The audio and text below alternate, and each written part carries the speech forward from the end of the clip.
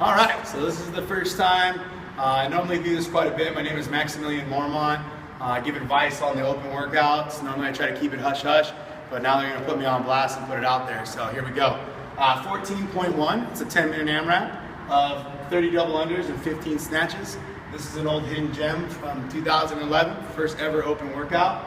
They brought this back, which I feel like is a very good indication of what they want. It's a pretty simple workout, and I know people think that double unders are complex, but they're normally complex because most people just don't have the skill of double unders, not necessarily the skill of jumping rope, you know?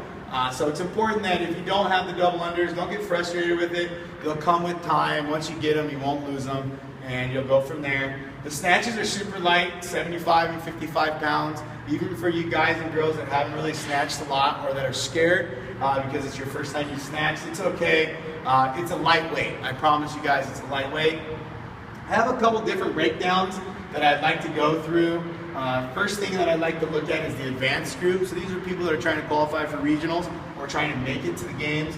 I highly recommend that your goal for males is going to be something like 8 to 10 rounds. And then your goal for females is somewhere between 7 and 9 rounds.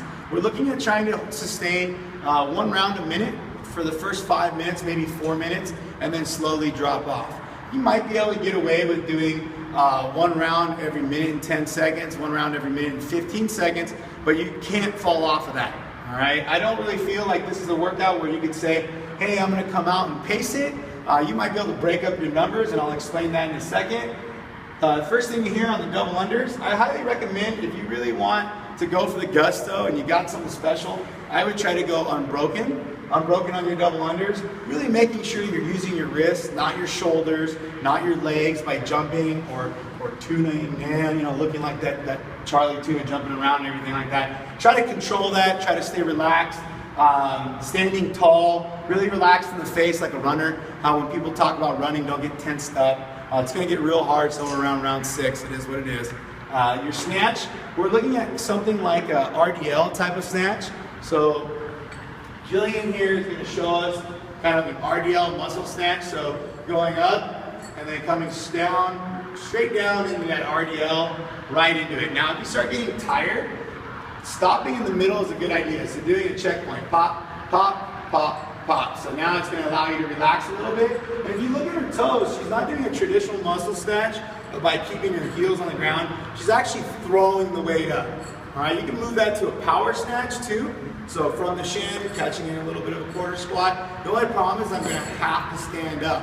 All right, so it's important if you're jumping it up, try to stand as tall as possible when you jump. Can you show me one a little higher when you jump? There we go. So it's kind of like a hybrid of a muscle snatch and a power snatch. Thank you, Jillian.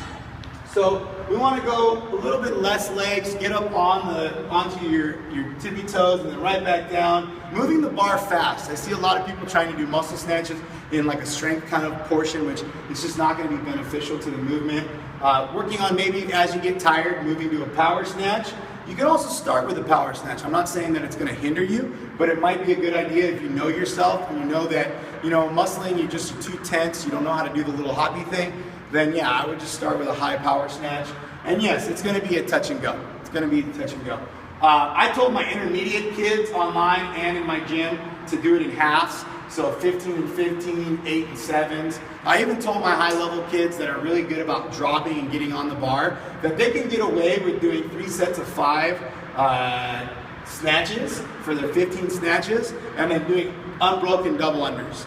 All right, or doing 2 sets of 15 and then 8 and 7, but they're really good about getting on the bar. So it's not just intermediate, could be an advanced strategy as well, but it's just going to help the intermediate kind of stay a little bit more relaxed and so they don't burn out.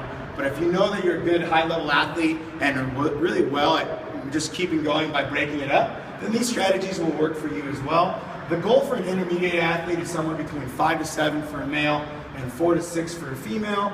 And the beginner is 3x10, 3x5s. I would recommend, you know, 3x10 and 3x5s. You still can get 7 rounds with that, 7+ rounds for a male. I really wouldn't stress about it.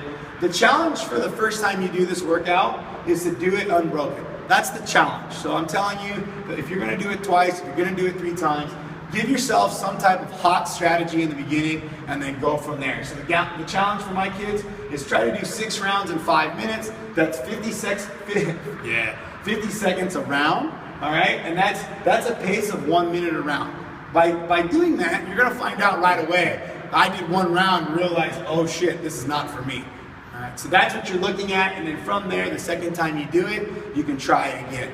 When we look at this, I really like my higher level kids maybe doing the first time real hard and then changing it from there, or doing it at 80% and seeing if they can speed it up from there. And then remember, don't do the same thing every time. If you are trying to do the same strategy, right? What's the sign of insanity? Doing the same thing over and over again and expecting different results. So don't do that to yourself. Give yourself a different strategy. Try something new. See what your body can handle and really test yourself out, because that's really why you're doing this CrossFit Open.